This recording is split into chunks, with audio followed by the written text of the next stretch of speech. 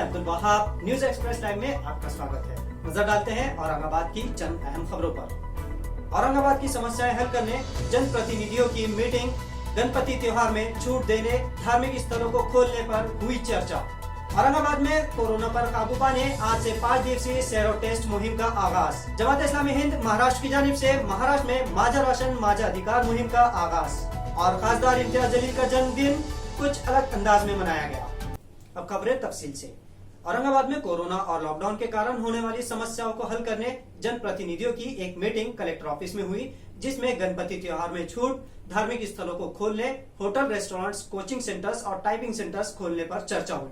औरंगाबाद में कोरोना और लॉकडाउन के कारण होने वाली समस्याओं को हल करने जनप्रतिनिधियों की मीटिंग कलेक्टर ऑफिस में हुई। इसमें गणपति त्योहार में छूट देने, धार्मिक स्थलों को खोलने, होटल, रेस्टोरेंट्स, कोचिंग सेंटर्स और टाइपिंग सेंटर्स खोलने पर चर्चा हुई। इस मीटिंग में खासदार इम्तियाज जलील, खासदार भागवत कराड़, आमदार अतुल सावे, आमदार अंबादास दानवे के अलावा जिलाधिकारी उदय चौधरी, मनोपायुक्त अस्तिक कुमार पांडे, पुलिस कमिश्नर चिरंजीव प्रसाद भी शामिल थे। ये मीटिंग के ताल्लुक से जो बातें सामने आई है उसके अंदर जो चर्चा हुई है कि जो धार्मिक स्थल है तो धार्मिक स्थल को खोलने के लिए सभी लोक प्रतिनिधियों ने इस बात का अनुरोध किया है कि मंदिरें भी खोले, मस्जिदें भी खोले, गिरजाघर, गुरुद्वारा, जितने भी धार्मिक स्थल है उसको कंडीशंस के साथ अब खोल देना चाहिए। बहुत ज़्यादा दिन हो गए हैं। दूसरा ये है कि गणपति का त्यौहार आने वाला है और बहुत सारे जो लोग होते हैं वो छोटी छोटी गणपतियाँ जो लाके बेचते हैं, उनका साल भर का रोज़ी रोटी उसी के ऊपर डिपेंड रहती है। तो औरंगाबाद में अलग अलग ग्राउंड्स को आइडेंटिफाई करके जो जिस दिन से वो बेचना शुरू होता है वो अवधि बढ़ा दी जाए, वो टाइम पीरियड बढ़ा दिया जाए ताकि लोगों की भीड़ ना रहे और लोग बड़ी आसानी के साथ अलग अलग जगहों के ऊपर जाकर, अभी ये बताया गया था कि सिर्फ 3 जगह है जहाँ पर इसकी मार्केट भरती थी, तो ऐसे कम से कम 10 से 15 मार्केट्स अगर बना दिए जाए और उसको पब्लिसाइज़ किया जाए कि ये सब जगहों के ऊपर मिलेगा तो एक जगह के ऊपर भीड़ नहीं होगी। ये मुद्दों के ऊपर चर्चा हुई है। अभी तक होटल्स नहीं खुले हैं, जबकि हमारा ये कहना है कि होटल के अंदर सिर्फ ग्राहक जाएगा और खाएगा, ऐसा नहीं है। होटल के अंदर जो वेटर्स होते हैं, जो कुक होते हैं, जिन्हें आज 4-5 महीनों से है तो उनकी रोज़ी रोटी भी बंद है, तो ये होटल्स को भी कंडीशंस के साथ खोला जाना चाहिए। अब ये अलग बात है कि प्रशासन ये कहता है कि केंद्र सरकार ने निर्देश दिया है, फिर राज्य सरकार ने निर्देश दिया है। राज्य सरकार या केंद्र सरकार को औरंगाबाद की परिस्थिति क्या है ये पता नहीं है। दिल्ली और मुंबई में बैठ के वो औरंगाबाद की समस्याएं क्या है ये समझ नहीं सकते हैं। इसलिए हमने प्रशासन को ये अनुरोध किया है कि तमाम लोक प्रतिनिधियों की तरफ से सरकार के पास ये निवेदन दिया जाए कि लोक प्रतिनिधियों की ये मांग है कि ये होटल्स को, धार्मिक स्थलों को, गणपति के उत्सव को अच्छी तरह से मनाने के लिए विद कंडीशन, जो भी आपकी कंडीशन रहेगी उसका जल्द से जल्द अगर कोई डीआर अगर आता है, कोई नोटिफिकेशन आता है तो ये सभी के लिए फ़ायदेमंद रहेगा। आज की मीटिंग में सभी लोक प्रतिनिधियों की एक मांग थी कि कई दिनों से जैसे होटल को परमिशन मिली है उसी तरीके से रेस्टोरेंट, क्योंकि रेस्टोरेंट में करीबन 50,000 लोग काम करते हैं। सब रेस्टोरेंट में कुक रहता है, स्टीवर्ड रहता है, वेटर रहता है, ऐसे सब पकड़े तो गांव में के सारे रेस्टोरेंट पकड़ के इन लोगों की आज सभी लोग ये बेकार है। तो इसके लिए जल्दी से जल्दी जैसा होटल, जो लॉजिंग के होटल को 33% में परमिशन मिली है उसी तरह रेस्टोरेंट को मिलनी चाहिए, ऐसी एक मांग थी। दूसरा ऐसा विषय था कि कोचिंग क्लासेस है, टाइपिंग क्लासेस है, इन सभी को भी सोशल डिस्टेंसिंग मेंटेन करके, क्योंकि ये ऑनलाइन हो नहीं सकते हैं, इनको परमिशन मिलनी चाहिए। और तीसरी बात है कि गणपति आ रहे हैं तो गणपति, छोटे छोटे गणपति हर घर में बैठते हैं, तो गणपति बेचने के लिए भी स्टॉल लगाने की परमिशन मिलनी चाहिए, ये मांग थी।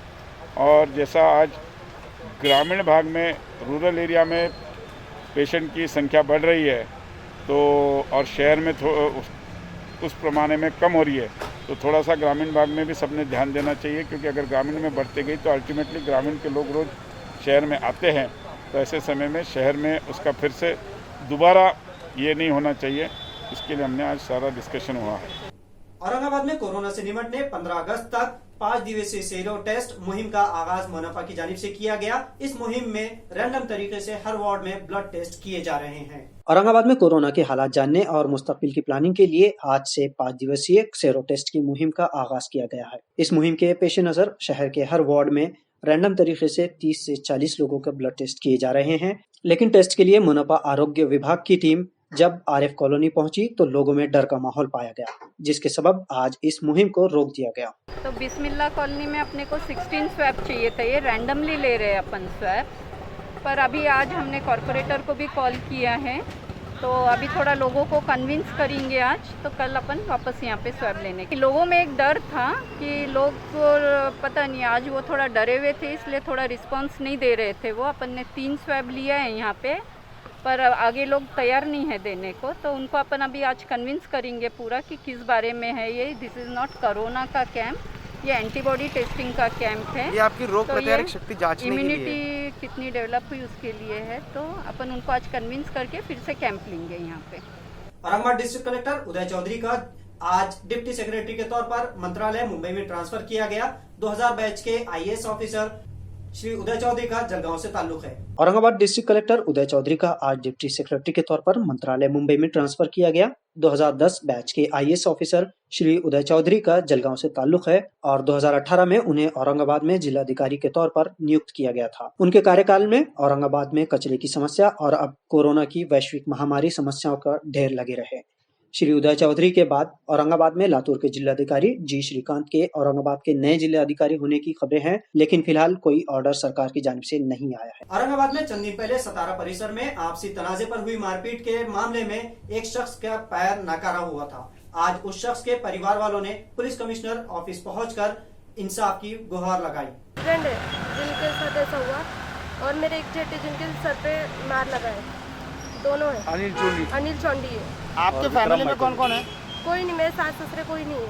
कोई नहीं है? नहीं, मेरे हस्बैंड ही है जिनके भरोसे पे हमारा घर चलता है, वो चलता है। आपको बच्चे कितने हैं? मुझे 3 बच्चे छोटे, ये सबसे छोटा है, वो एक तो छोटा है, और एक बड़ा है जो घर पे अभी बुखार से पड़ा है, उसके पापा की याद काट रहा है वो खुद। आप क्या कारोबार करते हैं आपके हस्बैंड? मेरे हस्बैंड की शॉप है धंधा पानी। अच्छा, आप कुछ काम करते हैं? नहीं, मैं हाउस वाइफ हूँ। आप हाउस वाइफ है? हाँ। अभी आपके हस्बैंड हॉस्पिटल में? हॉस्पिटल में, गवर्नमेंट हॉस्पिटल। आपसे क्या अपेक्षा है तुम्हारी? कि हमें न्याय मिलना चाहिए था, नहीं और कुछ नहीं। उनके आरोपियों को अंदर डालना है। मेरे हस्बैंड को 12 दिन पहले 4-5 लोगों ने मारे थे। वो उनके काका का टिफिन लेकर खेत पर जा रहे थे। वो आरोपियों के नाम है खन्ना, उनका बेटा गोविंद, वैभव महतोल और मानिक महतोल, ये चारों ने मारे, बहुत मारे, इतना मारे कि आज वो हॉस्पिटल में एडमिट है। उनका आधू हो गए, उनका पैर नहीं उठ रहा है, उनके सर पे भी बहुत मारे। इसके लिए हम 12-15 ये विक्रम मेरा भतीजा मेरा डब्बा लेके आ रहा था, तो ये मेरे भाईबंद के कुछ बच्चों ने उसको रास्ते में रोक के बहुत मारपीट के कर रहे, उसको 17-18 डाके बैठे हुए, और आज जो घाटी हॉस्पिटल के अंदर मूर्ति से झूंझे हो और पैर उसका निकामी हो गया। ये विनंती है कि साहब ने हमारे को सहकार करके हमारे आरोपी को जल्द से जल्द पकड़ना, ये हमारी विनंती है। जमात इस्लामी हिंद महाराष्ट्र की जानिब से महाराष्ट्र में माजा राशन माजा अधिकार मुहिम चलाई जा रही है। इस मुहिम के जरिए लोगों में राशन विभाग की जानकारी दी जाएगी।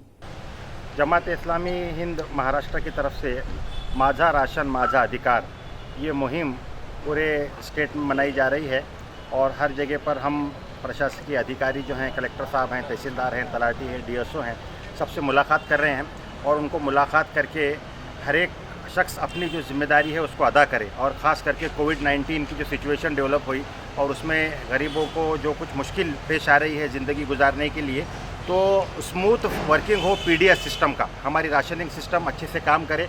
तो इसके लिए हम ऑफिसर से ये कह रहे हैं कि साहब हम आपको सहकार्य भी देंगे, और अगर कुछ ऐसे कंप्लेंट्स वगैरह आते हैं भ्रष्टाचार के इसके, तो इसको भी आपको एड्रेस करना पड़ेगा। तो उसी सिलसिले में हम आज यहाँ पर मुलाकात के लिए आए हैं, और ये पूरे महाराष्ट्र के अंदर ये मुहिम जारी है। इसका जो दूसरा पॉइंट ऑफ वो है वो कि हम जो दुकानदार हैं उनसे भी मुलाकात कर रहे हैं, और जो मुख्तलिफ कंप्लेंट्स है वो कंप्लेंट्स भी वहाँ पर लिख रहे हैं, और बाज़ाब्ता ये कंप्लेंट्स सब पूरे एक जगह करके उसको स्टेट लेवल तक के उसको हम लॉन्च करेंगे, परसुएशन करेंगे।